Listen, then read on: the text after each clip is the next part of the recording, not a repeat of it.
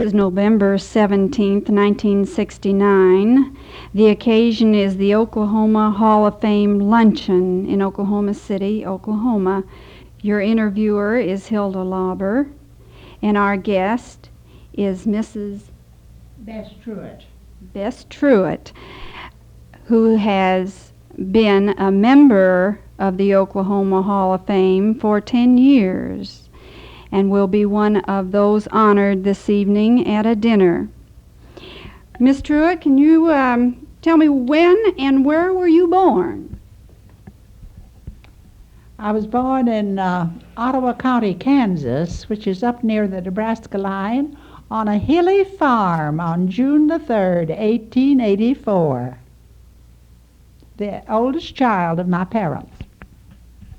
When did you come to Oklahoma?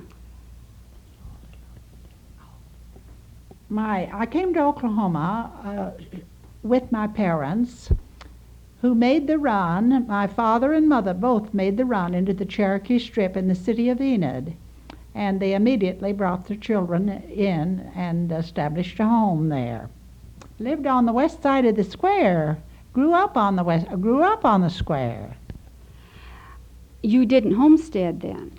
Oh no, my father had used his homestead right in Kansas, and it was not eligible for farmland, but he could take city property. How old were you then? Well, I think we can count back. I was about 8. What was your transportation? To come down to Oklahoma? Yeah. Well, my father drove a team of horses down here, but he sent my mother and we little children on the train. That was my first train ride, and it was perfectly wonderful. Cinders and all. Can you tell me the date that this run was made? It was made September 16th, 1893. When you arrived here, what were some of the first things that you had to do, your family and the children? Well, when we arrived about 9 months before the actual opening, and there was a number of friends that had come down from Kansas and located in the town of Hennessy. So we went to Hennessy and lived for about 8 or 9 months, waiting for the Cherokee Strip opening. My father daily practiced running on this horse on which he made the run, and so that he would be acquainted with the terrain over which the horse would pass, and he select the about the spot where he hoped to get his lot. And he was successful in doing that too. Now, when the family first arrived to Enid, where did you live? Well, we lived on this lot my father got. They built little shacks. They were just boards straight up and down, you know. And my mother sensed that there were many men there who had left their families behind, and they were looking for good homemade food. So she baked pies, and she baked homemade bread. And there was a board that the boards ran not up and down, but crosswise. And this one particular board they let down and made a shelf. And every day she displayed those pies at noontime, and some of Enid's leading citizens, whose families had not arrived, came there and made their dinner off of my mother's pumpkin and lemon pies. How large was the house? I don't know. It was just one room. It wasn't very large. I couldn't exactly tell you. I suppose about 20 by maybe 24 or something like that. And of course, the transportation was all horses. And my father hung the harness on some pegs just around outside the house, and they were stolen at night, and the pig was stolen out of the pan, so we didn't have a porker. Well, then you did have farm animals on your city lot. Did you have do any agriculture? Well, I don't remember whether we raised any garden or not, but we did have a pig and a cow and a dog, and the boys, of course, my brothers, little brothers, had to have a dog, to be sure, as every boy had. And the cows, of course, were put out to pasture during the day and just brought in at night for milking. Well, now this house, although it just had one room, this is where you ate, you slept, you lived. This was very close family living, is that correct? Yes, but that was just for a very, very short time, because very soon my father built a hotel. And it was about a story and a half, or not quite 2 stories, I believe, and we had an early day hotel. The stairway was on the outside and not on the inside. I think that was probably to save space. And there was a livery barn in the same block in which we lived. And as they did in those days, every livery barn kept a billy goat.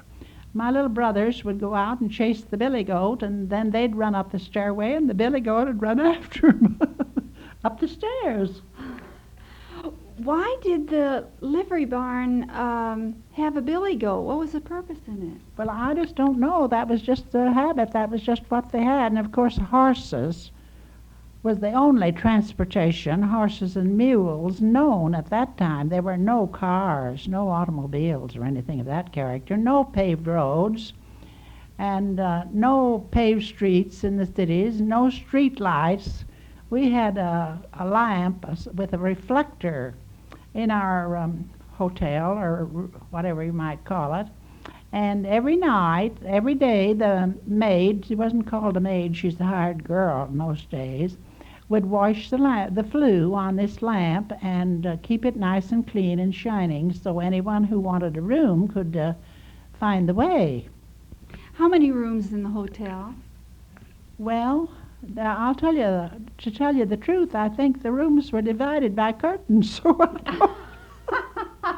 I don't know. That you mean sleeping rooms? Yes. Well, I couldn't say. I don't know. I was too small to be really interested in that sort of thing at that time.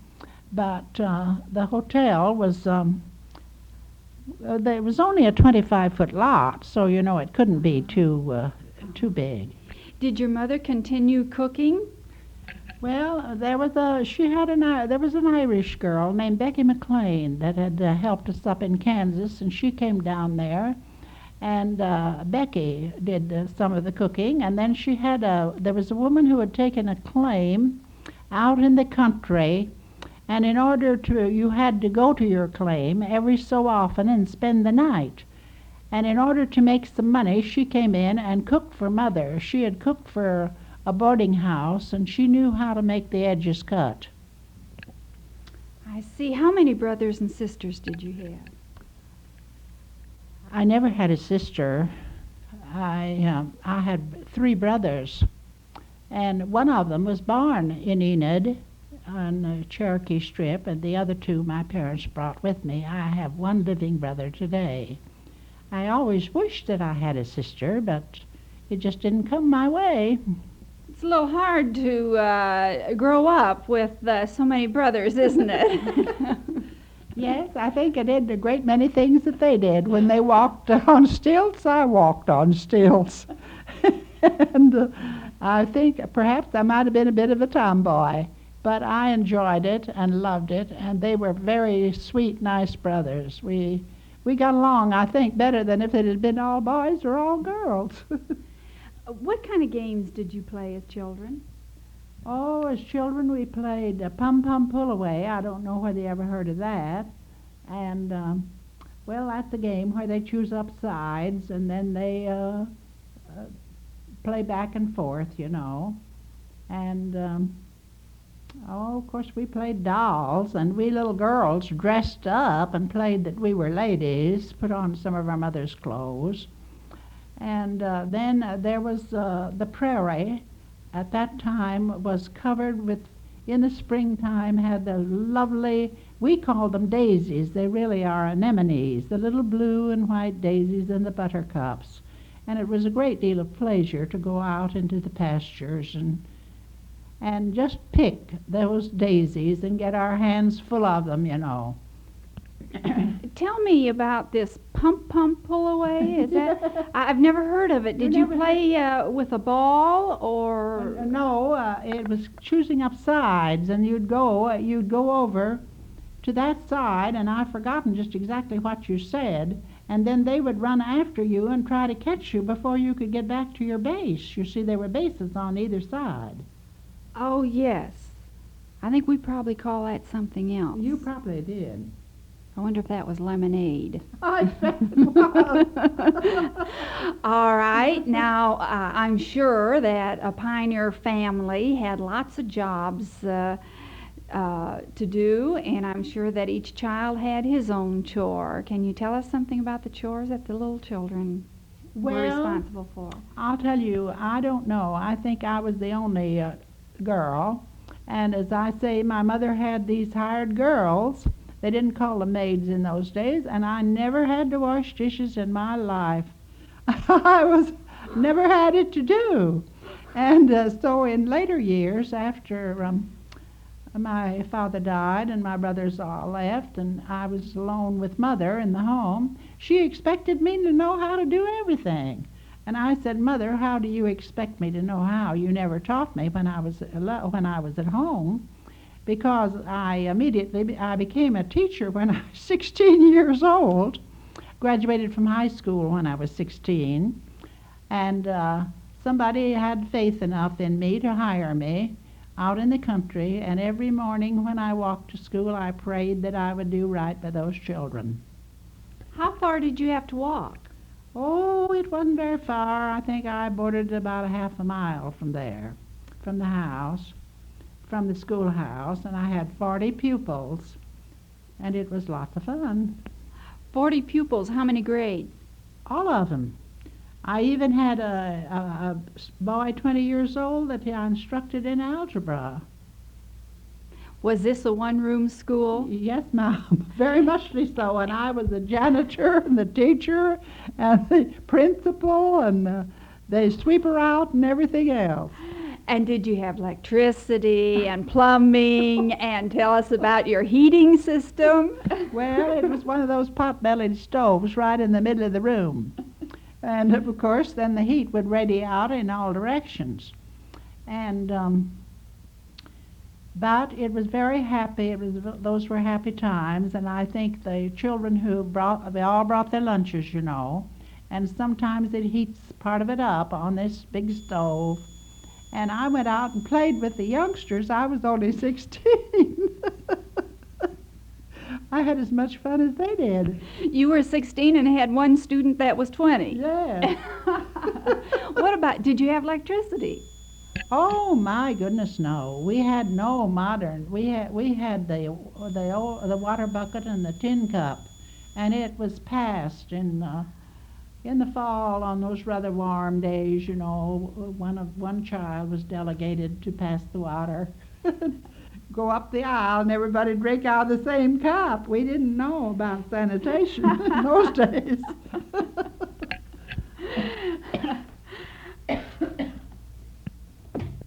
Going from place to place. I think we have skipped something. Now, we went from your childhood to being a teacher. Where did you receive your formal education? I graduated from high school when I was 16 years of age. It was a 3-year high school, but there were none of the frills taught in that school as there is today. There was no physical education, there was no music, there were none of those things, but we did have philosophy, and we had physics, and we had general history and ancient history, and I think that we really received a very fine formal education. And then after teaching in the rural schools for 3 years, I decided that I would go to college. And I went to Valparaiso, Indiana, which was known as the poor man's college at that time, but it was the second largest university in the United States then, Harvard exceeding it in enrollment only, Harvard only exceeding it in enrollment. And there I took my drama course and speech, and I worked hard at that. I took private lessons, and I worked 8 hours a day on my repertoire. And upon graduating from Valparaiso, after 13 months, I stayed a whole year, which would be 13 school months. Then I went on the platform. First, I went with a harp orchestra. I was employed by a harp orchestra. We traveled through Kansas, Oklahoma, and Colorado. And then I went out privately and gave a full program in the evening. And I enjoyed that. I did that up until the time of my father's death, and then I felt that I should go home to Mother. Now, where did you receive your primary and elementary education? Well, that was up in a few years of that up in Kansas, and then in the Enid schools. And then, of course, I have a master's degree, an MA and an AB, both from Phillips University in Enid while I was teaching there. I secured those in service, although I took one whole year off and went to school and nothing else. After you finished college, then what did you do? Oh, well, after I finished college, I took a notion that I wanted to run for office. And my brother had been well schooled in politics at Oklahoma University, Democratic politics. And although I was a Republican, he said, well, he said, I don't think you want to run for county superintendent. Or he said, let's go and talk to some of the lawyers here in town, some of the leading Republican politicians. They said, well, we need somebody to run for court clerk. We don't have a good candidate on our ticket. I said, I never worked a day in my life in an office, but that doesn't make any difference. You're smart enough to learn it. And so I decided that I would be their candidate, and while I made my campaign, I went to the country, went out all through the country and talked to the farm people and in small towns and the country schoolhouses. I told them the truth. I told them that I never had worked a day in an office. But if they thought I was smart enough to learn it, to vote for me, and if they didn't, to vote for the other fellow. Well, they voted for me. I was the first woman to hold office in Garfield County, public office, and I held this office for 8 years of court clerk, and I learned a great deal in association with the attorneys and persons who came through my office. When you were going around the county campaigning, what was your form of transportation? Well, of course it was a horse and buggy, because those were the days before automobiles. And when I was running in the primary, of course I had to be on my own, but when I was running on the ticket, why, all candidates in the Republican Party or all candidates in the Democratic Party would join together, and they would go in private cars.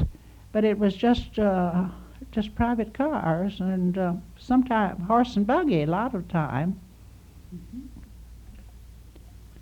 After serving in your public office for 8 years? Yes. What did you do then? Well, I went back to the university and got another degree, and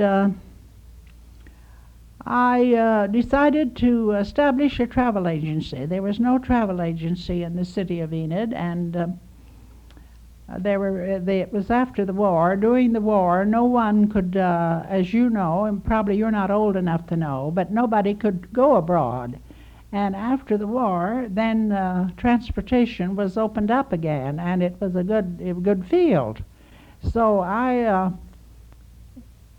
come down to Oklahoma City, and there was a firm here that very kindly took me in and taught me the rudiments of the office, of the procedure for running an office, rather, I mean. And I made application and was accepted, and put up my deposit and so on and so forth, and established a travel agency in Enid, which was very well patronized. And during the time that I had the travel agency, I made 2 trips to Europe myself. One time to what is known as the ASTA Convention, which is the American Society of Travel Agents, meeting in Lausanne, Switzerland.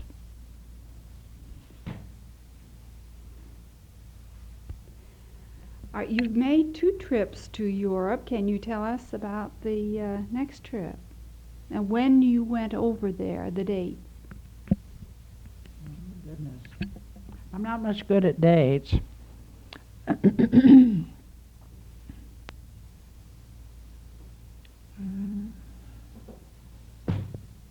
Your first visit to Europe was shortly after World War II. Can you tell us what you saw? Is that what I should tell you now? After World War II, I visited 9 countries over there, and went into one communist country because which was wasn't Russia, but I wanted to see how the communists lived and so on and so forth and what they did. But of course, when I went with for the travel agents, the red carpet was spread for us, because we were the ones who brought the business to over there in Europe, and they gave us wonderful banquets and wonderful trips and all sorts of entertainment, which was very, very wonderful. And the ships made great concessions. I sailed on the 2 wonderful ships that are now in dry dock, the Mary. I went over on the Mary and came back on the Elizabeth. And traveling on by ship, I think, is much more preferable to flying. Now, I have flown to Hawaii. I attended I'm a pen woman, and the National League of American Pen Women chartered a plane and flew to Hawaii. Well, that was very interesting, but you don't see anything when you're flying through the clouds. But when you're on a ship, there's very many very interesting people, and you have a good time. They have games, they have the delicious food. The food is fabulous. And while I wasn't dancing and I didn't swim, but the last time I went, my lovely niece here from Oklahoma City went with me, and she did both. And she was younger, and there were young men who were sons of travel agents from New York and different states that would date her and take her to the dances, and they would swim, and she would play tennis on the table tennis and tennis on the decks. But I love to travel, and London, Paris, although I wasn't particularly intrigued with Paris. It's a lovely city and all of that, but there were other parts of that I like. Switzerland, the Swiss people, the Dutch people in Holland are delightful, and their food and their cheeses are out of this world. While you were in Europe, you attended a great celebration. Can you tell us about that? Oh, which one was that? Coronation. Coronation. Oh, yes. The first time I went to Europe, I arrived the day before the coronation ceremony in London. And I was fortunate in getting asylum in a very lovely hotel and getting a ticket for the coronation procession. Of course, no one was in actually saw the coronation except the crowned heads and the people of high estate. But I paid $20 for my ticket. It was very much like the seats in a circus. They were just one above the other. They were arranged around a sort of a stadium.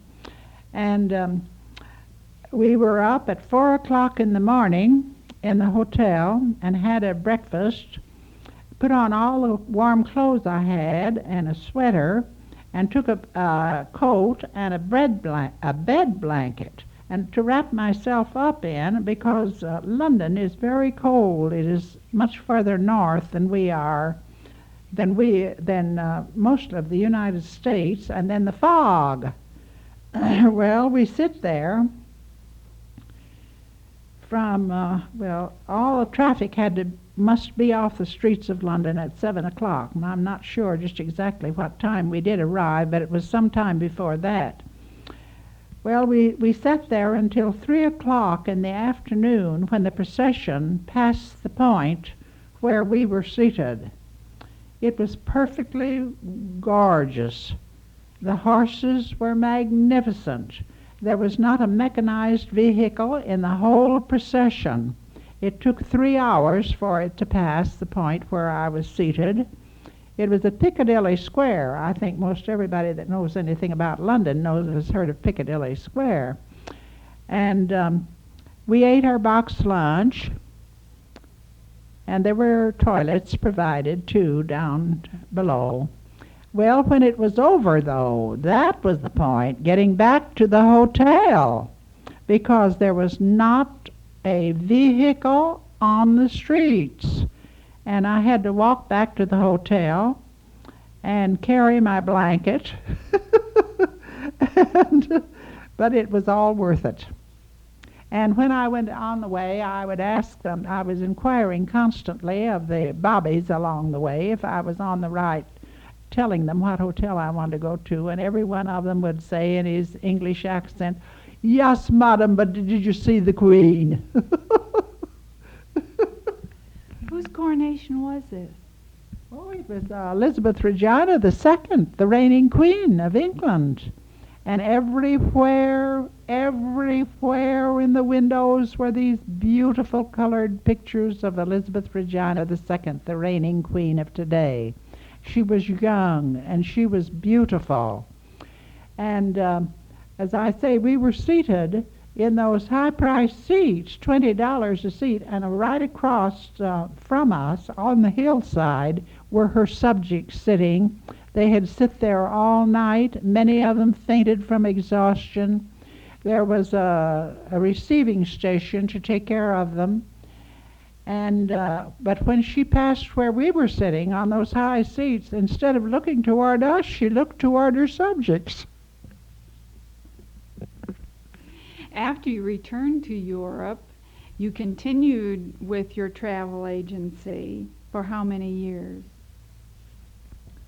Well, I enjoyed my travel agency, and I sent many people on lovely trips, many to Asia, to Europe, to Mexico, because I sold foreign travel as well as home travel.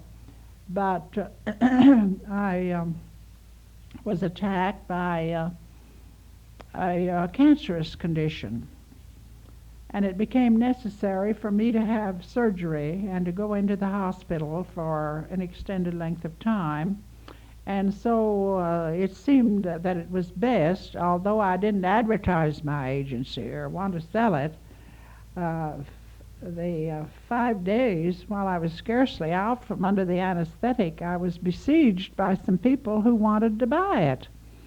Well, I told them that I wasn't in any position to talk business. I couldn't talk business until I got to feeling better. And so they kindly waited, and I sold to these, the present owners who are now operating the travel agency in Enid.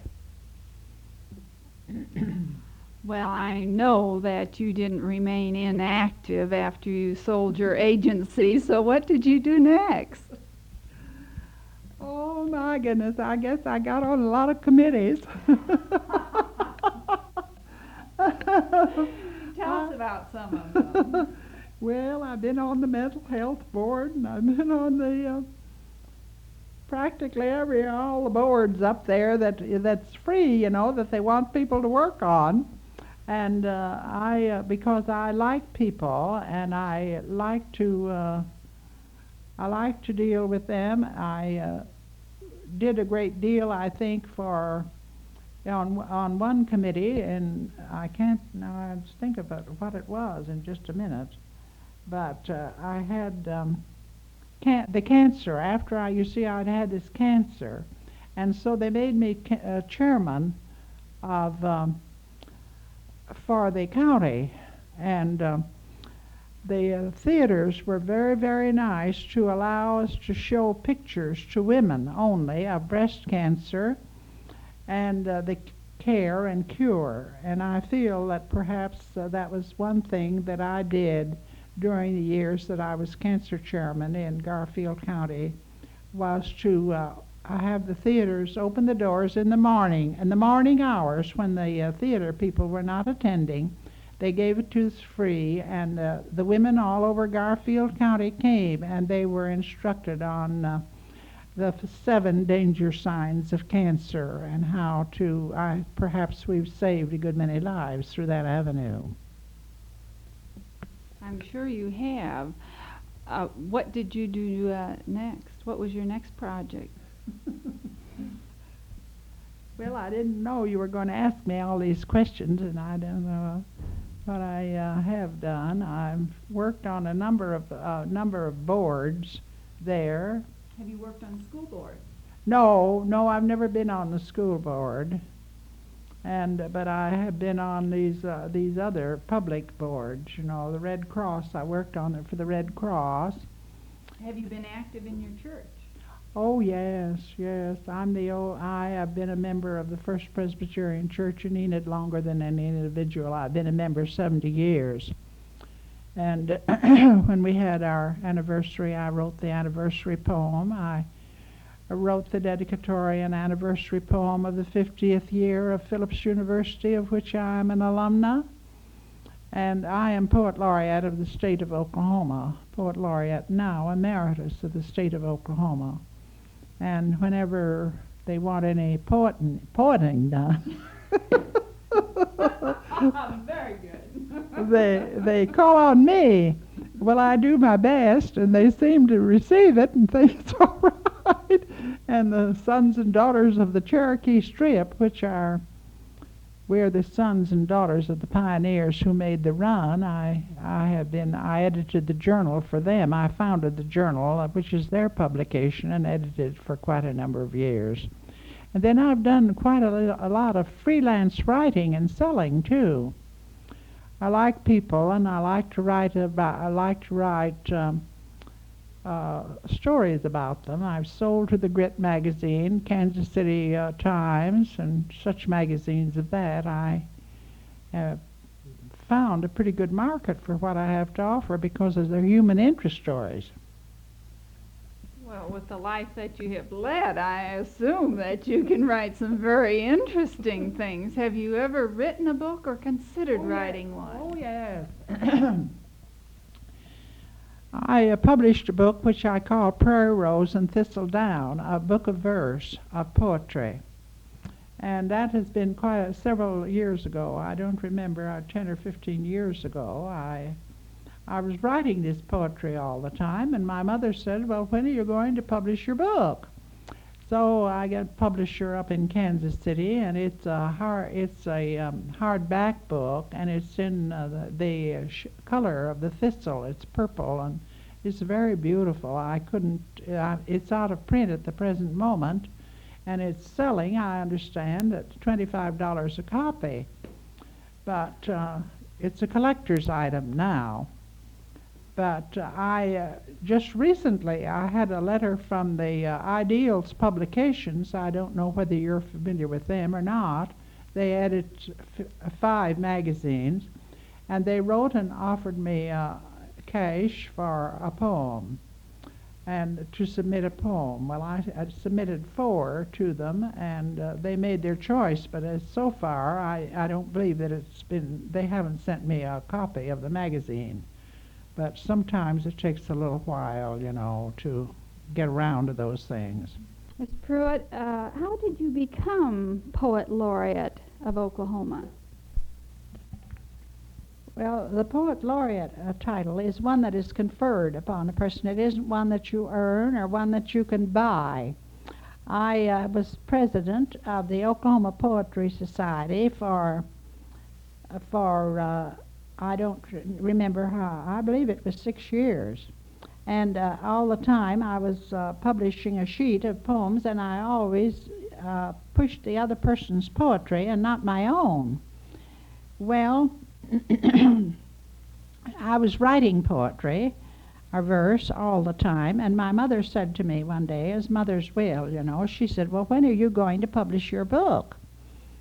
Well, I hadn't thought of that, but there was a publishing house in Kansas City that published Jenny Harris Oliver's writings, and she was one of Oklahoma's very famous writers who sold a Good Housekeeping and magazines of that character in her lifetime. And so I made a contract with the Burton Publishing Company to publish my book. Well, I was teaching then, and I'd gone, I don't remember just where the teachers' state convention was, but the Burton Publishing Company, the man came down there to this, where this convention was of teachers, and he brought a copy, a skeleton copy with about 4 or 5 poems in the front of it, down there to display. Well, the speaker for the occasion was a president of Missouri University, and he picked up the book and he read those, and he said, "Now I want the first copy of this book that is for sale. I'm paying you for it right now today." And so this president of Missouri University bought the first copy of my book. Well, Kenneth Kaufman was then the reviewer of the literary page of the Daily Oklahoman, and he gave me a very fine review, and many other papers in the state because of my acquaintance with the poets of the state gave me reviews, and my book was soon sold out. And I continue writing. I still write. And this year, the Ideals magazine, they publish 5 different magazines. The Ideals does a Christmas edition, an Easter edition, a baby edition, and so on. Wrote and offered me a certain money settlement to submit a poem. Well, I submitted. That was an invitational affair, and I sent them 4 poems for their selection. Well, I don't think that they have come out yet. For at any rate, I haven't received a copy of the poem. Of course, and then I write a great many commemorative poems. I wrote the dedication poem for the 50th anniversary of Phillips University, of which I am an alumna, and the 70th anniversary of the church, of which I am a member, and different occasions of that character and that kind, which I enjoy doing. It gives me pleasure to tell about what somebody else has done and tell it in verse. We have in my hometown, Enid, they organized a poetry study club, and they named it the Truitteers, and I felt quite complimented at that.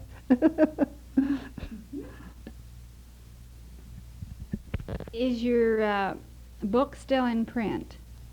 Well, it's still they're still in print, but there are no copies available. I've been thinking about talking with some publisher now mine is a hardback, and it's beautiful. It's in the color of the thistle. The title is The Thistledown and Prairie Rose, and it's in the color of the thistle, and it just looks like the thistle down, on part of it.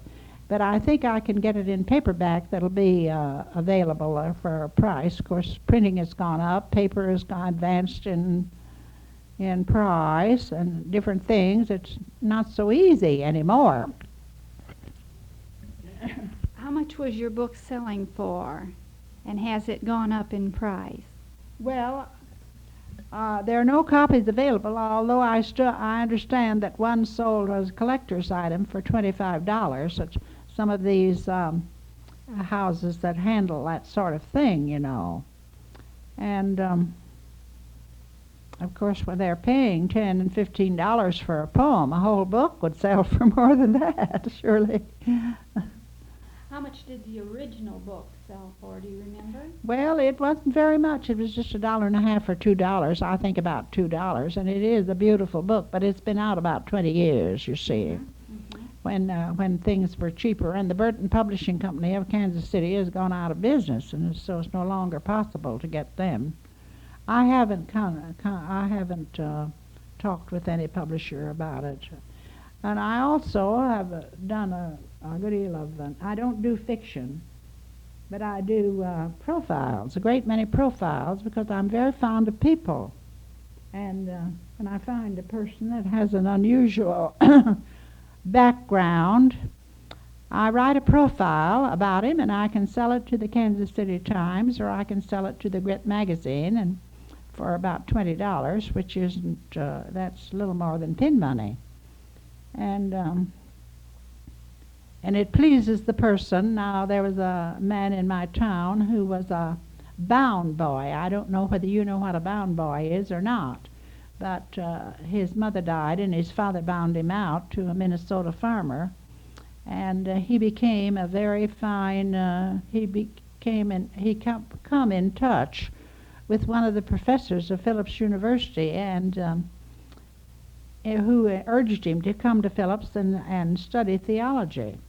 And he is a minister, and he's been very successful. Well, I wrote his story, and it was published in the Grit magazine. I don't know whether you're familiar with Grit or not. It's published in Williamsport, in the East, Illinois, Indiana.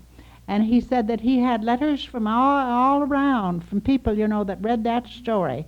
And it gives a good deal of pleasure to people to see that have really accomplished something, their story in print, and I like to give pleasure to people. What was the minister's name? George Rossman, Reverend George Rossman. Of what denomination? Christian Church, the Christian Church.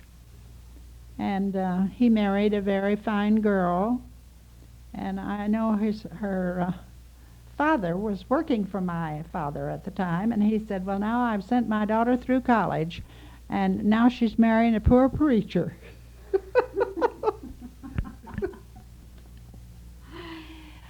Well, now does this take us to the present day of your life, or is there still many more achievements you'd like to tell us about?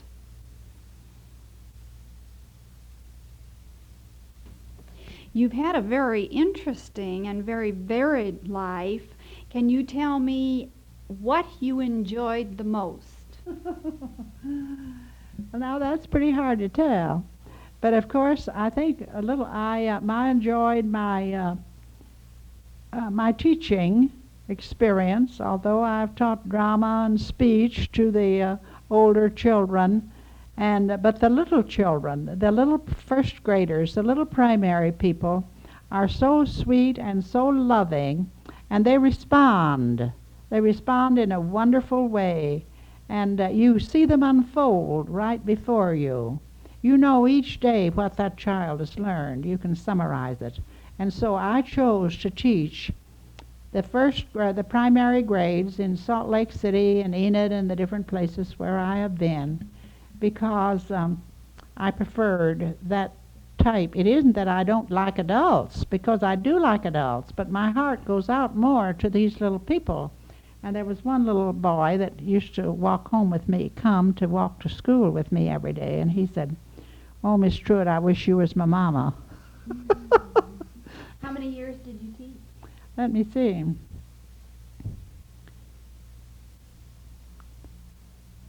Well, I taught I taught about 25 years, I guess. I didn't teach continuous because I'd stop and do something else. I think that enriches your life more than it does to just stay at a grind and do one thing over and over.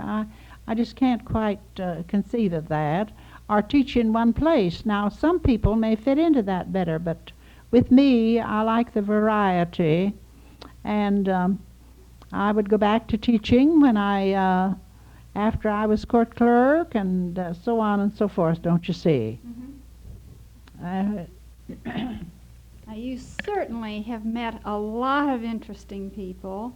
You have helped mold the lives of a lot of people.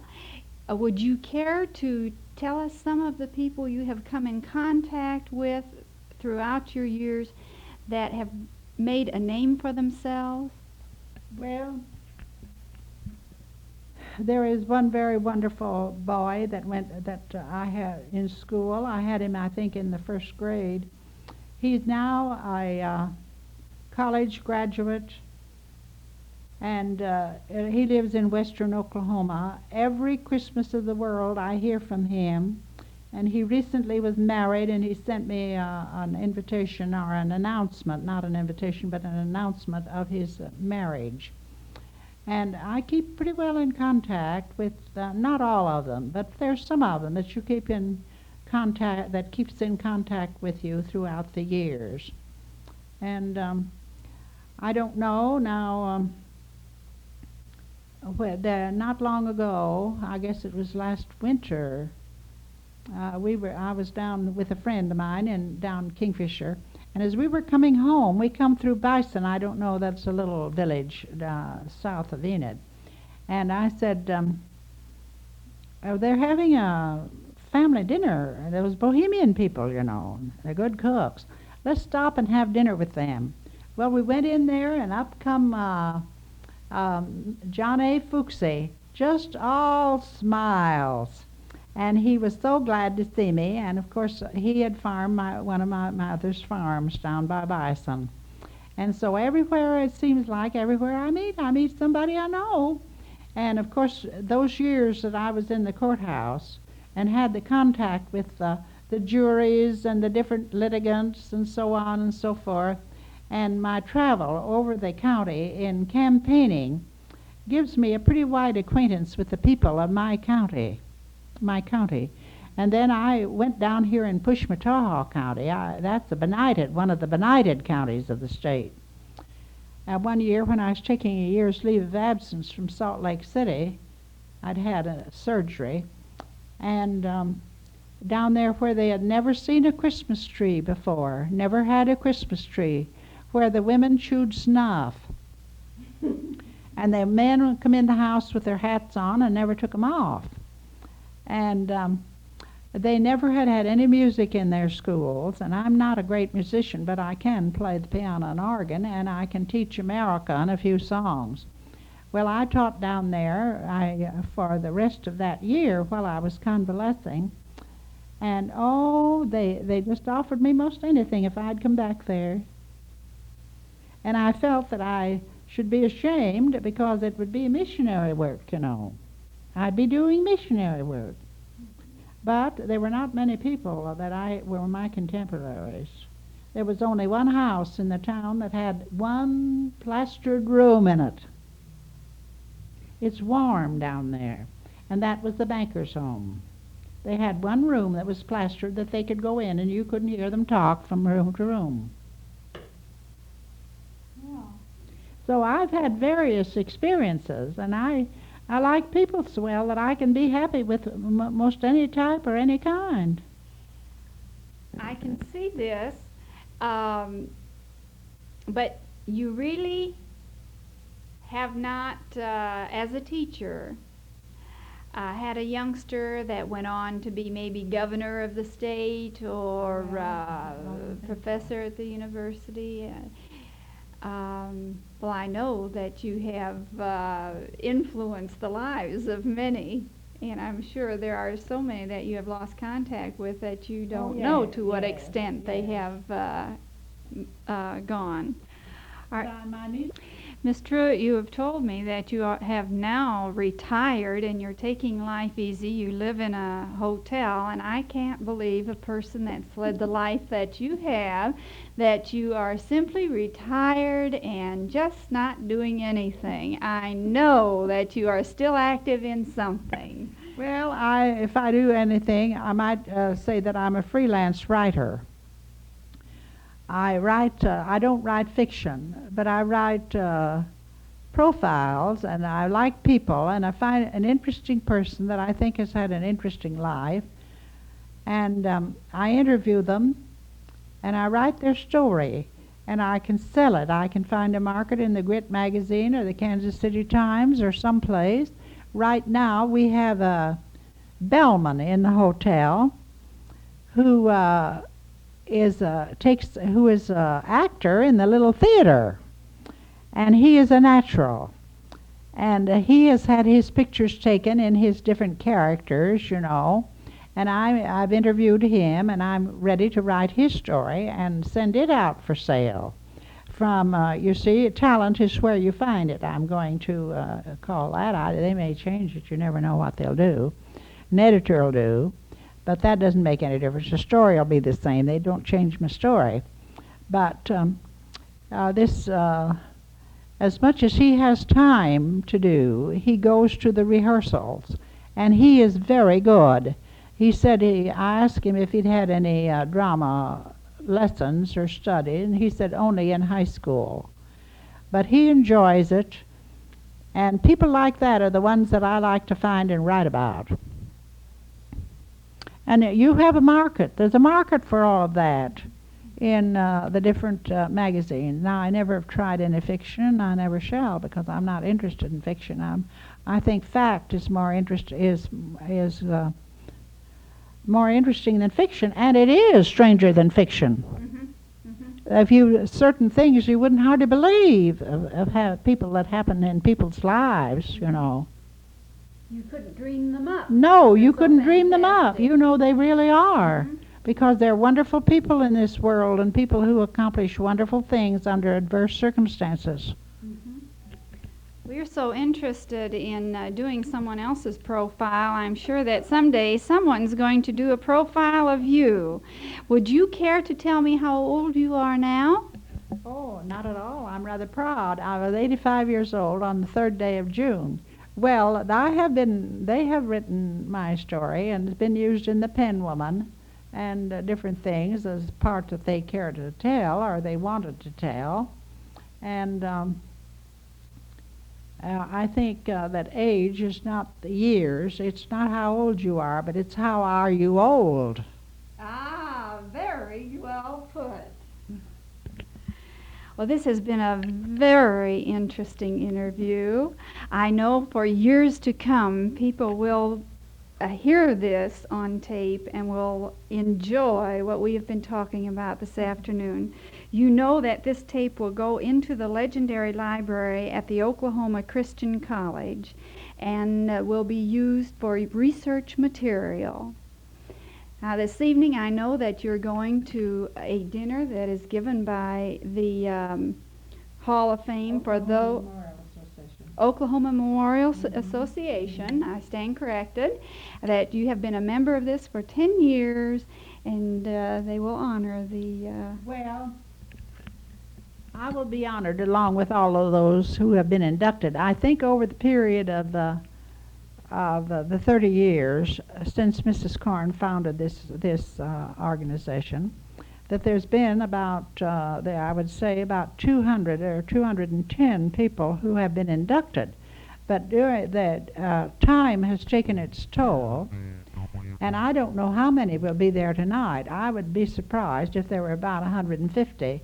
But each one can bring a guest with them, you see, their spouse and a friend of mine come from up from Enid, that he used to be minister of music here in the First Presbyterian Church, and he will be my guest tonight. My niece here in Oklahoma City has gone with me many times, and she didn't care to go again. And last year, my niece came up from Dallas and went with me. But this gentleman had never attended, and he was quite interested in going, and I think we'll have a very nice time. I'm sure you will, and thank you very much for the interview.